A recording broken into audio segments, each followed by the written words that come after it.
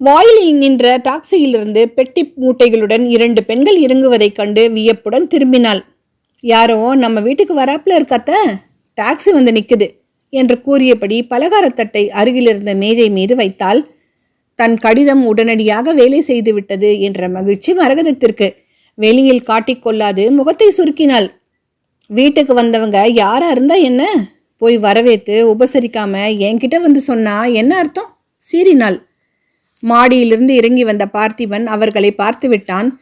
திருச்சியிலிருந்து டாக்ஸி செலவு செய்து கொண்டு அப்படி அவசரமாக பகவதி அம்மாளும் மகளும் எதற்காக வந்திருக்கிறார்கள்? அவனுக்கு குழப்பமாக தான் இருந்தது. சாம்பவி, இவங்க நமக்கு தூரத்து உறவு. முன்பெல்லாம் அடிக்கடி நம்ம வீட்டுக்கு வர்றது பழக்கம். அம்மா உடம்புக்கு முடியாமல் இருக்கிறத பார்த்துட்டு போக வந்திருக்காங்க போல இருக்கு. உள்ள கூப்பிட்டு உபசரிப்போம் வா என்று வேகமாக அறிமுகம் செய்துவிட்டு மனைவியுடன் வாயிலுக்கு வந்தான். வாங்க, உள்ள வாங்க. பெட்டி மூட்டைகளை அப்படியே வச்சிருங்க, ஆளை விட்டு எடுத்து வர சொல்கிறேன். டாக்ஸிக்கு நான் பணம் தந்துடுறேன். சாம்பவி, இவங்களை கூட்டிக்கிட்டு அம்மா அறைக்கிப்போ என்று உத்தரவிட்டான். மரகதம், இப்படியா உன்னை நான் பார்க்கணும்? பம்பரமாக சொன்றுக்கிட்டு இருந்த நீ பாயோடு படுத்துட்டியே என்று உரத்த குரலில் புலம்பி பொல பொலவென்று கண்ணீர் வடித்தாள் பகவதி. கூட நின்ற அவள் மகள் மாயா தன் கைக்குட்டையால் கண்களை துடைத்து கொண்டு மூக்கை உறிஞ்சினாள். கூட ஒரு மூச்சு அழுது ஓய்ந்த மரகதம் தன் மருமகளை கடுமையாக பார்த்தாள். வெகு தூரம் பயணப்பட்டு களைச்சு போயிருக்காங்க. இவங்களை கூட்டிக்கிட்டு போய் குளியல் அறையை காட்டு. அவங்க தயாராகிறதுக்கு முந்தி அந்த வாசல் அறையை சுத்தப்படுத்த சொல்லு. படுக்கைகள் மேலே புதுசா விரிப்பை போட்டு வை. முதல்ல தாகத்துக்கு இவங்களுக்கு சூடா காஃபி கொடு. பாவம், ராத்திரி ரயிலில் தூக்கம் இருந்துச்சோ என்னவோ என்றால் மறுபடியும் அந்த வீடு அமர்க்கலப்பட்டது. நோயாளியை கவனிப்பதிலும் கணவனை கவனித்து வெளியே அனுப்புவதிலும் வந்த விருந்தாளிகளுக்கு சூடாக காஃபி பலகாரம் கொடுத்து அவர்களது தேவைகளை கவனிப்பதிலும் சாம்பவி நிற்க நேரமின்றி திணறிப்போனால் குடிக்க வெந்நீர் வேண்டுமென்று மாமியார் கேட்டார்களே என்று ஒரு கூஜாவில் வெந்நீரும் டம்ளருமாக உள்ளே நுழைந்த சாம்பவியின் காதுகளில் துல்லியமாக அவர்கள் பேசியது கேட்டது. அப்போவே நான் உன்கிட்ட கேட்டேன், மாயாவுக்கு அழகுக்கு குறைச்சலா படிப்புக்கு தான் குறைச்சலா? பாட்டு பாட சொல்லி வச்சிருக்கேன்னு ஒரு தடவை கடிதாசி கூட போட்டேன். இந்த வாகேசனை விட நான் அந்தஸ்தில் எந்த விதத்தில் தாழ்ந்துட்டேன் மரகதம். என்னை மோசம் பண்ணினேன். மகராசி வந்த நாளே படுத்துட்டேன். பகவதி, இப்போவும் தலைமுழுகி போயிடல. நான் கொஞ்சம் உடம்பு தேறி எழுந்ததும் முதல் வேலையா இந்த துக்கிரிய அவள் அப்பன் வீட்டுக்கு ஓட்டிட போகிறேன். பார்த்திபன் சம்மதிப்பானா?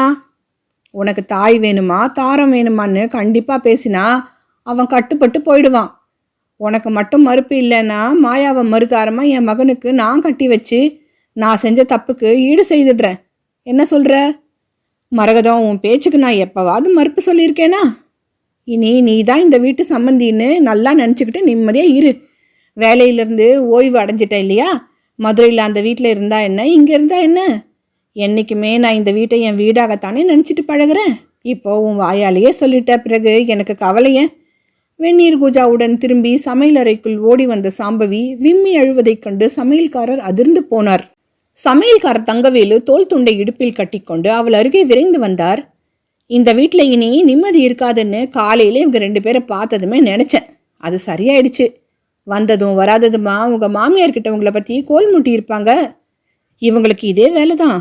முன்ன ஒரு தடவை இங்கே வந்திருந்தப்போ வீட்டு வேலையால் மருதுக்கும் தோட்டக்காரனுக்கும் சிண்டு முடிச்சு விட்டு போனாங்க. அடுத்த தடவை வந்தப்போ பொன்னிக்கும் காத்தாய்க்கும் இடையே சண்டை மூட்டி விட்டுட்டு கிளம்புனாங்க. இதுவரை வேலைக்காரங்க கிட்ட தான் இவங்க கைவரிசையை காட்டினாங்க. இப்போது எஜமானிகளுக்கு இடையே குழப்பம் பண்ண தொடங்கிட்டாங்களா? கிடக்கிறாங்க அவங்க. கண்ணை தொடச்சிக்கோங்க. காலையில் வந்தவங்களை கவனிச்சிக்கிற அவசரத்தில் நீங்கள் காஃபி சாப்பிட மறந்துட்டீங்க. அது ஆறிப்போச்சு. உடனே நான் அதை எடுத்து சூடு பண்ணி குடிச்சிட்டேன். புதுசாக உங்களுக்கு நான் இப்போ காஃபி கலந்து தரேன், சாப்பிடுங்க அம்மா. வெறும் வயிற்றோட வேலை செய்ய முடியுமா? மிகவும் குழைவாக கேட்டுக்கொண்டார். கண்ணீரிடையே புன்னகைத்தாள் சாம்பவி. அன்பும் பணிவுமாக அவர் கொண்டு வந்து மேடை மீது வைத்த காஃபியை எடுத்து ஒரே மூச்சாக குடித்தாள். அவள் கேட்ட அந்த வார்த்தைகளால் ஏற்பட்ட திகில் உணர்வு இன்னும் அடிவயிற்றை பிசைந்து கொண்டிருந்தது. உங்கள் மாமியார் சங்கதி தான் தெரிஞ்ச கதையாச்சே. நல்ல நாள்லையே அனாவசியமாக ஆள் படைகள் கிட்ட நாள் பூரா கத்திக்கிட்டு இருப்பாங்க. இப்போ நோயாளியாக படுத்து கிடக்கிறதால ரொம்ப எரிச்சல் படுறாங்க. நான் ஒரு நாளும் அவங்க கூச்சலுக்கு பயந்தவன் இல்லை. அதுக்கு கவலைப்பட்டவனாக இருந்தா எப்போவோ கரண்டியை கீழே வச்சுட்டு கிளம்பி இருப்பேன். நீங்கள் இந்த வீட்டுக்கு வருங்கால எஜமானி, ஏன் கவலைப்படுறீங்க? போலியான அஸ்திவாரத்திலே அமைஞ்ச திருமண வாழ்வுக்கு இப்போது ஆபத்து வந்து விட்டிருக்கேன். அதுக்காக கவலைப்படுறேன். உரத்த குரலில் கத்தி ஒரு மூச்சு அழ வேண்டும் போல சாம்பவியின் உள்ளத்தில் துயரம் பொங்கி புரண்டது. என்னதான் சமையல்காரர் கனிவுடன் பேசினாலும் பெற்றவர்களிடமும் உள்ளூரிலேயே வசிக்கும் பெரியம்மாவிடமும் பகிர்ந்து கொள்ள முடியாத ரகசியத்தை, தன் போலியான வாழ்க்கையின் அவலத்தை அவரிடம் பேச முடியுமா? நன்றி ஐயா என்று கூறிவிட்டு வெந்நீர் பாத்திரத்துடன் அவள் வெளியே திரும்பும் முன் பொன்னி ஓடி வந்தாள். பெரியம்மா அவங்கள உடனடியாக தான் அறைக்கு வர சொன்னாங்க. தகவலை தந்துவிட்டு விஷமமாக முறுவலித்தாள். ஆபத்துக்கு தண்ணி கேட்டா ஆள் முடிஞ்ச பிறகு கொண்டு வருவ போல இருக்கு. நல்ல வேலை மாயா பக்கத்தில் இருந்தாலும் நான் பழிச்சேனோ. இல்லாட்டி திடீர்னு வந்து மூச்சை அடைச்ச இந்த விக்கல்ல நான் இந்நேரம் செத்து போயிருப்பேன். சட்டுன்னு ஓடி போய் ஒரு டம்ளரில் குழா தண்ணியை பிடிச்சிக்கிட்டு வந்து கொடுத்தா மாயா புண்ணியவதி. எப்போ மாமியார் கட்டையை போடுவாளோன்னு காத்துக்கிட்டு இருக்கிற உனக்கு என் கஷ்டம் ஏன் விளங்க போகிறது? மரகதம் வந்திருந்த விருந்தாளிகள் முன் அவளை கடுமையாக சாடினாள். அவமானத்தில் உடல் குன்றிப்போக நெஞ்சு பதற கூஜாவை அருகில் இருந்த முக்காலி மீது வைத்துவிட்டு சாம்பவி ஒரு புறம் ஒதுங்கி நின்றாள். சரி, போய் மற்ற வேலைகளை சட்டுன்னு கவனி. பார்த்திபன் வந்ததும் எல்லோருக்கும் ஒரே அடியா மேஜையிலேயே சாப்பாடு போடு.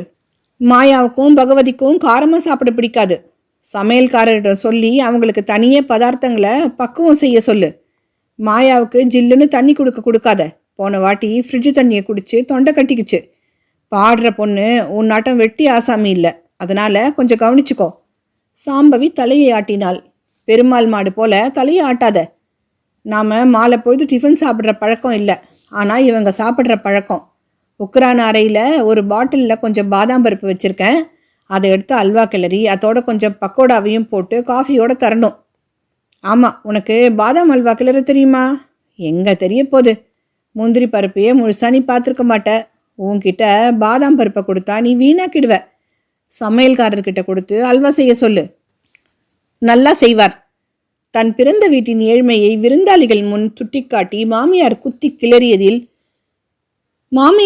குத்தி குதறியதில் துன்பமடைந்து போனாள் சாம்பவி. இமைகளை சுட்ட கண்ணீரை அடக்கி கொண்டால், அப்படியே செய்கிறாத்த என்றால் மெல்லிய குரலில். இன்னொன்று சொல்லிடுறேன், பகல் சாப்பாட்டுக்கு பார்த்திபன் வர்றப்போ என் இரும்பு பீரோவின் சாவிகளை கேட்டு வாங்கி வை, தெரிஞ்சுதா? உத்தரவிட்டாள் மரகதம். பகல் உணவிற்கு பின் வெளியே செல்ல ஆயுத்தமான கணவன் பின்னால் விரைந்து வந்தாள் சாம்பவி. அத்தை தன் பீரோ சாவியை கேட்டு வாங்கி வைக்க சொன்னாங்க. மூச்சடைக்க தடுமாறினாள். மறுபதில் பேசாது தன் சாவி கொத்தில் இருந்த அந்த சாவிகளை தனியே கழற்றி அவள் கையில் கொடுத்துவிட்டு பார்த்திபன் புறப்பட்டான். படுக்கை அருகே கிடந்த மேஜை மீது பணிவுடன் மருமகள் சாவிகளை கொண்டு வந்து வைத்தபோது விருந்தாளிகள் இருவரும் சாப்பிட்ட நிறைவுடன் அறைக்குள் புகுந்து நாற்காலியில் அமர்ந்து கொண்டனர். சாம்பவி, வெற்றிலை பாக்கு தட்டை கொண்டு வந்து பகவதிக்கு கொடு. உக்ரான அறையில் பழுக்க போட்டிருக்கிற ரஸ்தாலி குலையிலிருந்து நல்லா பழுத்ததாக பார்த்து 4 எடுத்துக்கிட்டு வந்து மாயாவுக்கு கொடு. நம்ம தோட்டத்து ரஸ்தாலியை அவள் பிரியமாக சாப்பிடுவா. ஆகட்டும் அத்தை. இரு, அதுக்குள்ளே ஓடிடாத. அடுத்த அறையில் இருக்கிற என் இரும்பு அலமாரியை திறந்து நடுத்தட்டில் நான் வச்சிருக்கிற புது புடவை அடுக்கிலிருந்து பச்சை வண்ண காஞ்சிபுர சேலையும் ஆரஞ்சு நிற மைசூர் பட்டையும் அதுகளுக்கு வாங்கி பொருத்தமாக வச்சிருக்கிற ரவிக்க துண்டுகளோடு எடுத்துக்கோ. லாக்கரை அதன் சாவியில் திறந்து அதுக்குள்ளே கட்டாக நான் வச்சிருக்கிற 5000 2000 ரூபாய் எண்ணெய் எடுத்துக்கிட்டு பத்திரமா பீரோவை பூட்டிட்டு இங்கே வா. மாமியார் உத்தரவுப்படியே சாம்பவி செய்து முடித்து சாவியை திரும்ப கொண்டு வந்து மரகதம்மாளின் தலையணை அடியில் வைத்தாள். நான் உயிரோட மறுபடி எழுந்து நடமாடினா இவளை மனைவியா வச்சு நீ வாழலாம் என்று மகனுக்கு போட்டிருந்த உத்தரவை சாம்பவி ஒரு கணமும் மறக்கவில்லை.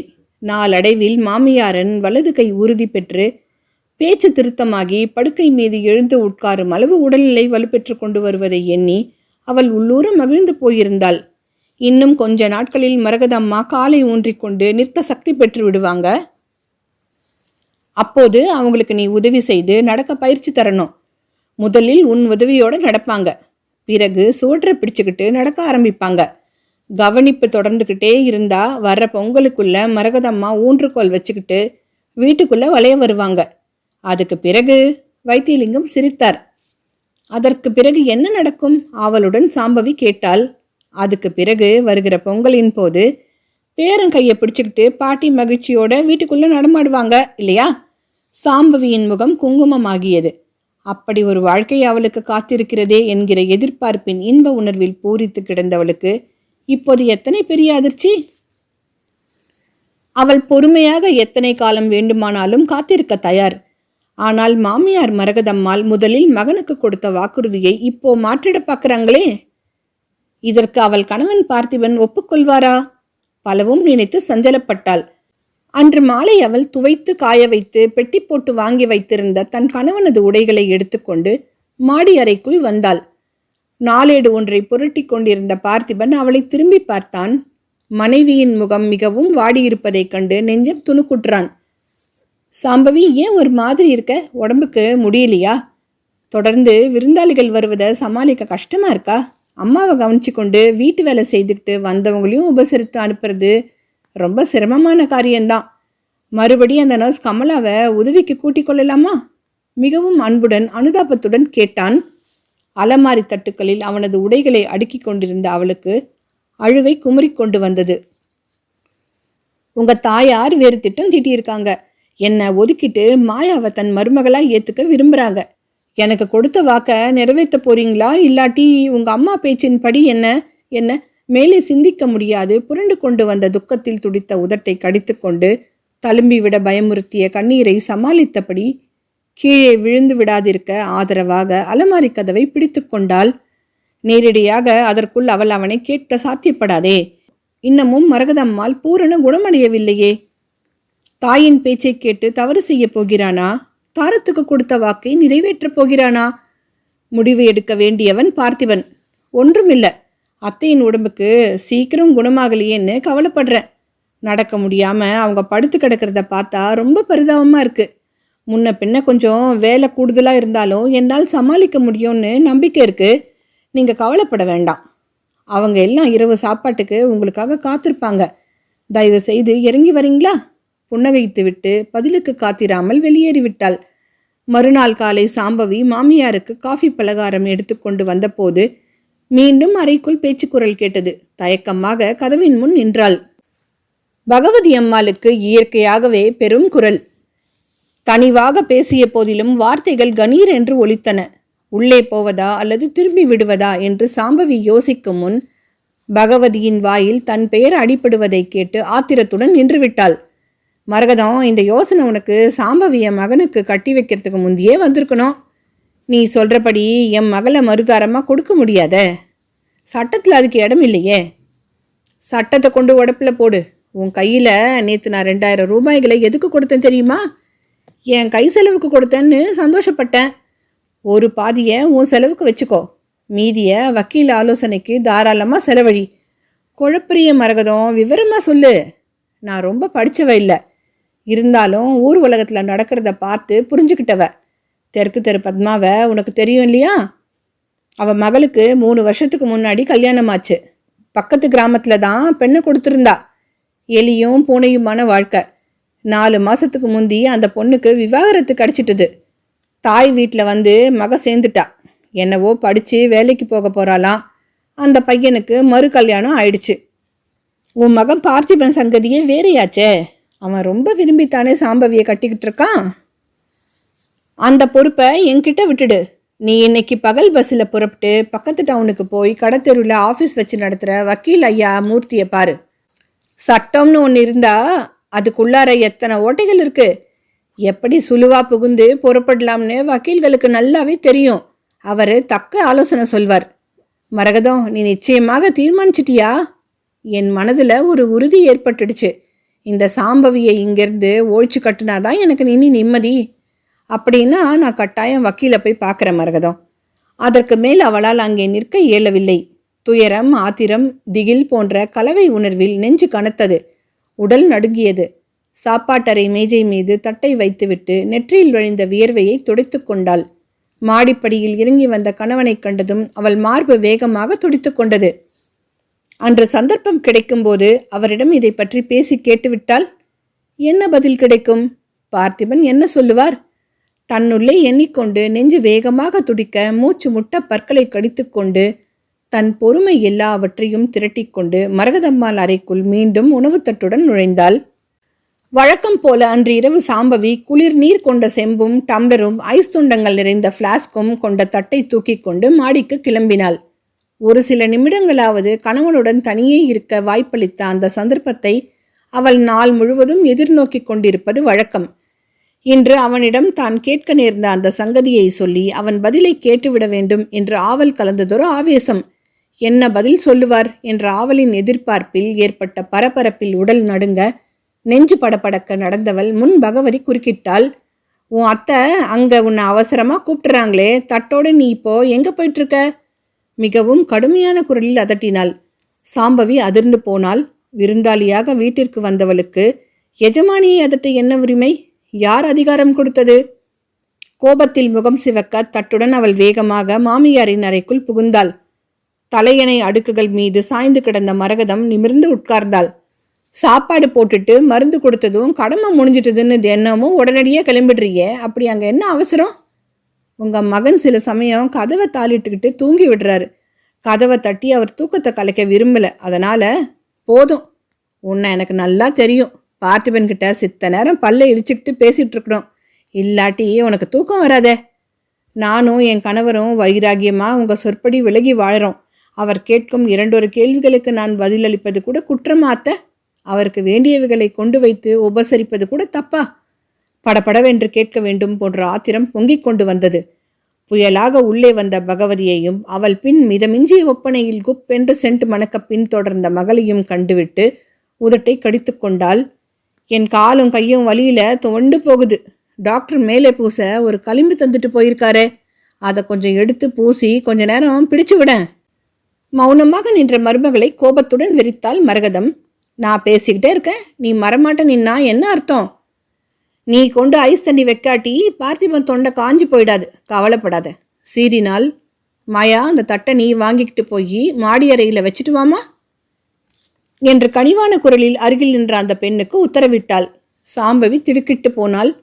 மாமியாரின் தந்திரம் அவளுக்கு நன்றாகவே புரிந்துவிட்டது. பார்த்திபன் மனதில் சபலத்தை உண்டாக்க இப்படி ஒரு திட்டமா? இது மரகதம்மாளின் முன்னேற்பாடு. இல்லாவிட்டால் மாயா மெல்லியதொரு ஷிஃபான் சேலையுடன் தடப்புடலான ஒப்பனையுடன் அங்கே ஏன் வர வேண்டும்? படுக்கப் போகும் நேரத்தில் ஏன் இந்த அலங்காரம்? பொங்கி வந்த கண்ணீரை அடக்கிக் கொண்டு பலவித கற்பனையில் மனம் தவியாக தவிக்க மருந்து பாட்டிலில் இருந்த களிம்பை விரலால் வழித்து மாமியார் கால் கைகள் மீது மெல்ல பூசி பிடித்து விட்டு கொண்டு படுக்கை அருகே நின்றாள். மரகத அம்மாளுக்கு பிடிக்காத மருமகள் அவள். அந்த வெறுப்பை தினமும் அவள் பல விதத்தில் காட்டிக்கொண்டிருக்கிறாளே, அது போதாதா? அவள் கண்முன்னே அவள் கணவனை வேறு ஒரு பெண்ணுக்கு தானம் செய்ய துணிந்து விட்டாளே, எத்தனை ஒரு மட்டமான எண்ணம், எவ்வளவு பெரிய கொடுமை! அவளது பெண்மைக்கு அந்த செய்கை எத்தனை ஒரு அவமானம்! எச்சிலை விழுங்கிக் கொண்டால் தன் பொறுமை எல்லாவற்றையும் திரட்டிக்கொண்டு மாமியாரின் காலை பிடித்து விட்டபடி நின்று கொண்டிருந்தாள். தன் அரை கட்டிலின் மீது சாய்ந்தபடி நாளேட்டை புரட்டி கொண்டிருந்த பார்த்திபன் கண்கள் சுவற்றில் தொங்கிய கடிகாரத்தை அடிக்கடி பார்த்தன. செய்தித்தாளின் மீது கவனமின்றி வராந்தாவிலே எழப்போகிற காலடி ஓசைக்காக காதை கூர்மையாக்கிக் கொண்டு காத்திருந்தான். மெல்ல ஓசைப்படாது கதவை திறந்து கொண்டு அவள் அறைக்குள்ளே புகுமுன் அவளது தலையில் சூடிக்கொண்டிருக்கும் மல்லிகையின் மனம் காற்றில் கலந்து முகத்தில் மோதி அவனை பரவசப்படுத்தும். மௌனமாக அவள் தன் வேலையை கவனித்துக் கொண்டிருந்தாலும் அவன் சும்மா இருந்ததே இல்லை. கோடு போட்ட ஷர்ட்டை எடுத்து வைக்கிற, அதுதான் இந்த பேண்ட்டுக்கு பொருத்தமா இருக்கிறா போல தோணுது. உனக்கு பிடிச்சிருந்தா சரி. நாளைக்கு வெளியில போக போட்டுக்க போகிறவர் நீங்க, உங்களுக்கு தான் பிடிச்சிருக்கணும். மெல்லிய குரலில் பதிலளித்துவிட்டு சாம்பவி அவன் முகத்தை பார்க்கும்போது அவன் மேனி சிலிர்த்து போவான். அவளது அழகும் பருவமும் அவனது உணர்வுகளை ஆட்கொள்ளும். அவளது அன்பும் பண்பும் மிருதுவாக பேசும் தன்மையும் அவனது சிந்தனையை தூண்டி கிளர்த்துவிடும். சாம்பவி, நானும் பொறுத்து கொண்டிருக்கிறேன். இன்னும் கொஞ்ச நாள்ல அம்மா எழுந்து நடந்துடுவாங்க. பிறகு நீயும் நானும் இல்லற வாழ்வின் இயற்கையை ஒட்டி வாழப்போறோம். சாம்பவி, அந்த நாட்கள் வெகு தொலைவில் இல்லை. தன்னுள்ளே பலவும் கூறிக்கொண்டு அவளை கனிவுடன் பார்ப்பான். நெற்றி மீது புரளும் அவளது கூந்தலை ஒதுக்கி மேலுதட்டிலே முத்தாக பொடிந்துள்ள வியர்வையை துடைத்துவிட்டு, சாம்பவி, ரொம்ப களைச்சு போயிருக்கிறியே, வேலை நடுவே கொஞ்சம் ஓய்வு எடுத்துக்கிறதுக்கு என்ன என்று அனுசரணையாக பேசி அவளை தன் மார்போடு அணைத்து கொஞ்ச வேண்டும் என்று ஆவேசமாக எழுகிற ஆசையில் அவன் துடியாக துடித்து போவான். அதற்கு பதில், அம்மா நல்லா சாப்பிட்டாங்களா? டாக்டர் இன்னைக்கு வந்த போது என்ன சொன்னார்? ஆமா, அதென்ன கைவரில் பிளாஸ்டரி? சமையல் வேலை போது காயம் ஏற்பட்டுடுச்சா? நீ என்னத்துக்கு கடினமான வேலையெல்லாம் செய்யணும்? அதுக்கு தான் ஆள் வச்சிருக்கோமே. இப்படி ஏதாவது அவ்வப்போது சில வார்த்தைகளை கனிவாக பேசுவது வழக்கம். அவளது நலனில் தான் கொண்டிருந்த அக்கறையை இவ்வாறு வெளிப்படுத்த அவன் மிகவும் ஆசைப்பட்டான். அவைகளுக்கு பதில் சொல்ல அவள் தன் அறையில் சில நிமிஷங்கள் தங்க நேரிட்டதை அவன் வரவேற்றான். சில நிமிடங்களே தான் என்றாலும் தனிமையில் அவளுடன் உணர்வில்லாது ஒன்றியிருப்பதை அவன் மிகவும் விரும்பினான். வராந்தா அதிரும்படி கேட்ட காலடி ஓசை அவனை திடுக்கிட செய்தது. கொப்பென்று அறைக்குள் வீசிய அந்நிய நாட்டு சென்டின் மனம் அவனை திகைக்க செய்தது. பத்திரிகையை போட்டுவிட்டு திரும்பினான். கையில் தட்டுடன் மாயா வாயிற்படி அருகே நின்று கொண்டிருந்தாள். நான் உள்ளே வரலாம் இல்லையா கேட்டபடி மிகவும் உரிமையோடு அறைக்குள் புகுந்து தட்டை மேஜை மீது வைத்துவிட்டு எதிரே கிடந்த நாற்காலியில் உட்கார்ந்து கொண்டாள். ராத்திரி நீங்க பால் சாப்பிட்ற வழக்கம் இல்லையா கொஞ்சலாக அவள் கேட்டபோது பார்த்திபன் உள்ளூர வெகுண்டு போனான். என் பழக்க வழக்கமெல்லாம் என் மனைவிக்கு தெரியும், எரிச்சலுடன் பதிலளித்தான். பழகினா நானும் உங்க பழக்க வழக்கங்களை புரிஞ்சுக்க மாட்டேனா? உதட்டு சாயத்தின் இடையே பளிச்சிட்ட வரிசை பற்கள் தெரிய சிரித்து கொண்டு எழுந்து அருகில் வந்தால் அவள் பூசிக்கொண்டிருந்த சென்டின் மனம் அவன் வயிற்றை குமட்டியது. என்ன படிச்சுக்கிட்டு இருந்தீங்க, நான் பார்க்கலாமா கேட்டபடி குனிந்து கட்டிலின் மீது கிடந்த பத்திரிகையை எட்டி பார்த்தாள். அவளது முந்தானையின் முகப்பு அவன் தோள் மீது விழுந்தது. நெருப்பு பட்டு விட்டது போல துடித்து போய் சட்டென்று எழுந்து நகர்ந்து நின்று கொண்டான். சாம்பவிக்கு அப்படி கீழே என்ன வேலை, உங்களை ஏன் அனுப்பியிருக்கா? பற்களை கடித்தான்.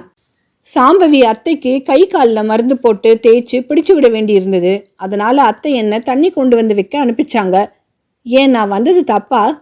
கலுக்கென்று சிரித்த அவள் கன்னத்தில் ஓங்கி ஒரு அறை கொடுக்க வேண்டும் போல கோபத்தில் அவன் கொதித்து போனான். அறையை விட்டு ஒரே எட்டில் வெளிவந்து வராந்தாவில் மரக்கை பிடி மீது சாய்ந்தபடி கீழே குனிந்து சாம்பவி சாம்பவி என்று ஓங்கி கத்தினான். கையை கழுவி துவாலையில் துடைத்து கொண்டு நின்ற சாம்பவி பதைத்து போனாள். இதோ வந்துட்டேன் என்று பதில் கொடுத்தபடி ஒரே மூச்சில் படிகளை கடந்து மூச்சிறைக்க கணவன் அறைக்குள் வந்து நின்றாள். பார்த்திபன் கோபத்துடன் மாயாவின் பக்கம் திரும்பினான். தயவு செய்து நீங்க கொஞ்சம் வெளியே போய் விடுறீங்களா? நான் என் மனைவியுடன் தனியா பேச விரும்புறேன் கடுமையாக சொன்னான். கண்களில் நீர் பொங்க சாம்பவியை வெட்டு விடுகிறவள் போல பார்த்த மாயா ஆத்திரத்துடன் அறையை விட்டு வராந்தா அதிர நடந்து கீழே இறங்கிச் சென்று விட்டாள். அப்படி உட்கார், உன்கிட்ட பேசணும். நாற்காலியை காட்டிவிட்டு கதவை தாளிட்டு கொண்டு படுக்கை மீது உட்கார்ந்தான் பார்த்திபன். முதல் நாளுக்கு பின் அதுவரை அவன் அவளிடம் அப்படி அதட்டி பேசியதும் இல்லை. அவன் முகத்தில் அத்தனை கோபத்தையும் அவள் கண்டதில்லை. கையும் காலும் நடுங்க அவள் அச்சத்துடன் உட்கார்ந்தாள். சாம்பவி, நீ படிச்சவ, அப்படி இருந்தும் புத்தி கெட்டு கல்யாணமாகாத ஒரு பொண்ணை இரவுல இந்த வேலையில என் அறைக்கு அனுப்புறதன் நோக்கம் என்ன? அத்தை தான் அனுப்பி வச்சாங்க. அவங்க உத்தரவை நான் எப்படி மீற முடியும்? அப்போ மாயா சொன்னது உண்மைதானா? 2 வேலைகளை ஒரே சமயம் கவனிக்க முடியாத காரணத்தால நீ தான் அனுப்பி வச்சேன்னு தவறா நினைச்சேன், மன்னிச்சுக்கோ என்று கனிவான குரலில் பேசிக்கொண்டு அருகில் வந்து நின்ற கணவனை நிமிர்ந்து பார்க்காது சாம்பவி எழுந்தாள். அன்று இரவே அவள் கேட்க நினைத்த அந்த கேள்விகளுக்கு பதில் கிடைத்து விட்டதை உணர்ந்தாள். மகிழ்ச்சியும் பெருமையும் மனதை நிறைத்தன.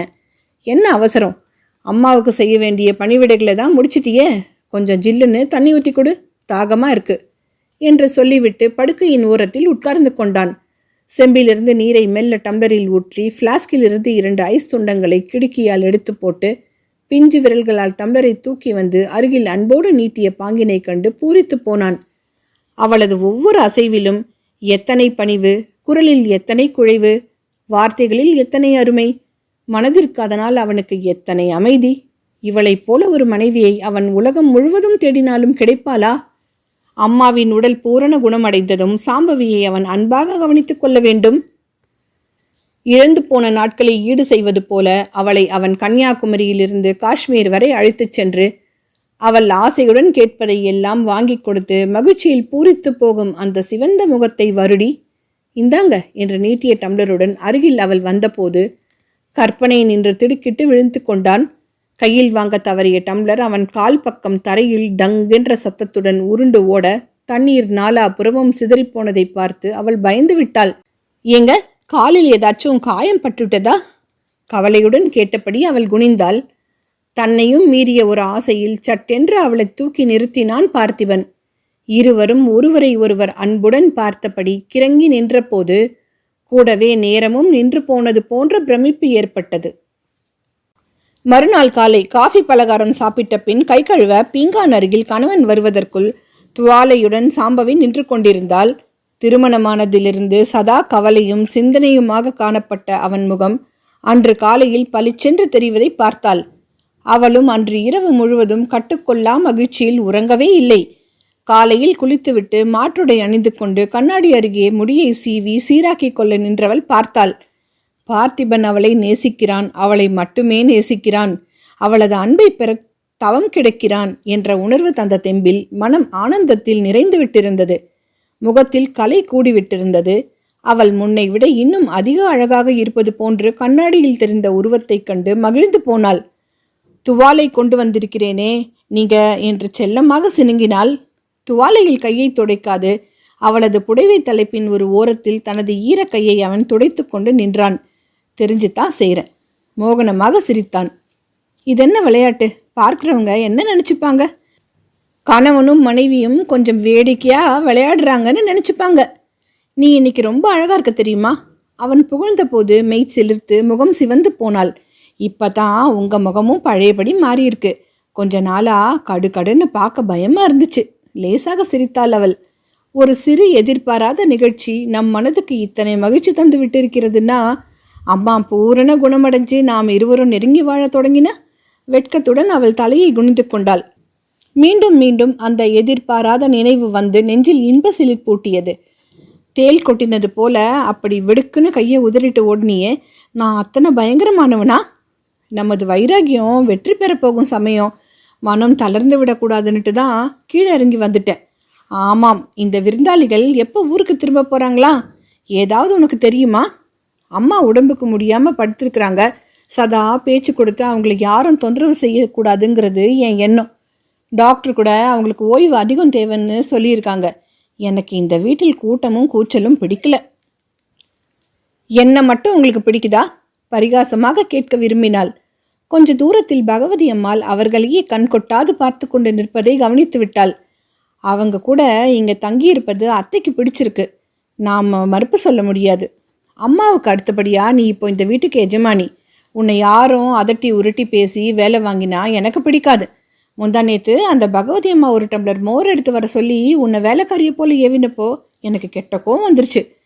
வாசல் படியை தாண்டி வீட்டுக்குள்ளே வந்தவங்கன்னு எரிச்சல் அடக்கிட்டு நான் மௌனமாக இருந்தேன். அடுத்த வாட்டி அவங்க உங்ககிட்ட அசட்டியாக பேசுறது என் காதில் விழுந்துச்சோ அவ்வளவுதான்.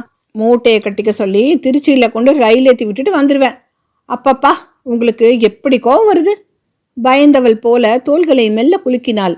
உனக்கு தெரிஞ்சிருக்கணும். உங்களை பற்றின சரித்திரத்தையே கடிதாசிகளாக எழுதி அனுப்பியிருக்கிறீங்களே, உங்களை எனக்கு ஓரளவுக்கு தெரியுமே. உன்னை பற்றி தெரிஞ்சுக்கத்தான் எனக்கு சந்தர்ப்பமே இன்னும் வாய்க்கலையே. போக மனமின்றி போதை கொண்டவன் போல அவளையே பார்த்தபடி நின்றான்.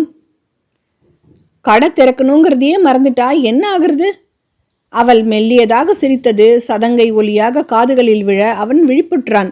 உள்ளே சமையற்காரர் தயாரித்து நிரப்பி வைத்திருந்த தேநீர் நிறைந்த பிளாஸ்குடன் அவள் வாயிலுக்கு விரைந்தாள். அன்றாடம் அவள் செய்யும் பணிதான் என்றாலும் அன்று அவனுடன் சில துளி நேரம் கொஞ்சி பேசிய மகிழ்ச்சியில் உள்ளம் துள்ள உவகையோடு அவள் அவனுக்கு கையசைத்து வழி அனுப்பி கார் சாலைக்குள் மறைந்த பின்னரும் அயர்ந்து போய் நின்றாள். சற்று தூரத்திலிருந்து பார்த்து கொண்டிருந்தாலும் பகவதிக்கு ஆத்திரமும் பொறாமையும் தாங்க முடியவில்லை. மரகதம் என்னவோ புலம்புறா, ஆனா மகன் இந்த ஜாலக்காரி காலடியில மயங்கி கிடக்கிறானே, அந்த மயக்கம் லேஸ்ல தெளியக்கூடியதா? அடுத்தபடியாக அவளுக்கு ஆத்திரமூட்டும் இன்னொரு நிகழ்ச்சி நடந்தது. மாமியாருக்கு செய்ய வேண்டிய பணிவிடைகளை செய்துவிட்டு சாம்பவி அந்த அறையினின்று வெளிப்பட்டு பின்பக்கம் போக திரும்பியவள் மரகதத்தின் இரும்பு பீரோக்கள் பாதுகாப்பாக வைக்கப்பட்டிருந்த அடுத்த அறை கதவு திறந்து கிடப்பதை கண்டாள். கவலையுடன் சட்டென்று எட்டி பார்த்தபோது அறைக்குள் பளிச்சென்று குழல் விளக்கு எரிந்து கொண்டிருந்தது. பகவதி மரகதத்தின் பீரோவை அந்த சாவியால் திறந்து எதையோ தேட புடவைகளுக்கு இடுக்கிலே குடைந்து கொண்டிருந்தாள். கடுமையான சுபாவம் உடையவள்தான் மரகதம். ஆனால் தன் சாமான்களை கருத்துடன் நேர்த்தியாக சுத்தமாக வைத்துக் கொள்வதில் திறமைசாலி. அவளது புடவைகள் நன்றாக துவைக்கப்பட்டு பெட்டி போட்டு அடுக்கி வைக்கப்பட்டிருக்கும். பீரோவுக்குள் எதை எந்த இடத்தில் வைக்க வேண்டும் என்றதொரு பாங்கு அவளது வேலையில் காணப்படும். அறையை சுத்தமாக பெருக்கி துடைத்து வைத்திருப்பாள்.